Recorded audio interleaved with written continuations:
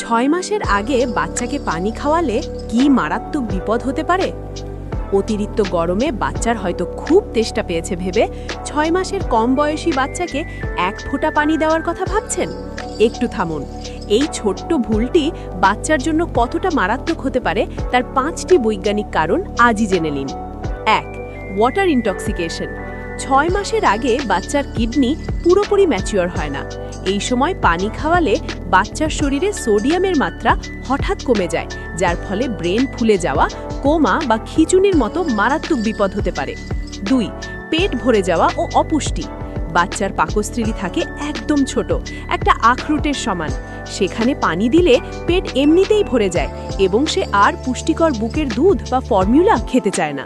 এতে বাচ্চার ওজন দ্রুত কমে যায়। 3. মায়ের দুধে এমনিতেই পানি থাকে। জানলে অবাক হবেন, মায়ের বুকের দুধের প্রায় 88% বা তার বেশিই হলে পানি। তাই প্রচণ্ড গরমেও বাচ্চার তেষ্টা মেটাতে বুকের দুধই 100%ই যথেষ্ট। আলাদা 1 ফোঁটা পানিরও দরকার নেই। 4. ইনফেকশন বা ডায়রিয়ার ঝুঁকি। বড়দের জন্য ফোটানো যে পানি নিরাপদ, ছোট বাচ্চার অপরিপক্ক হজম শক্তির জন্য তা নাও হতে পারে। পানিতে থাকা সামান্য ব্যাকটেরিয়াও বাচ্চার মারাত্মক পেট খারাপ বা ডায়রিয়া তৈরি করতে পারে। 5. মায়ের দুধ কমে যাওয়া। বাচ্চা পানি খেয়ে পেট ভরিয়ে রাখলে সে স্বাভাবিকভাবেই মায়ের বুকের দুধ কম টানবে, আর ডিমান্ড কমে গেলে প্রাকৃতিকভাবেই মায়ের বুকের দুধ তৈরি হওয়াও কমে যাবে।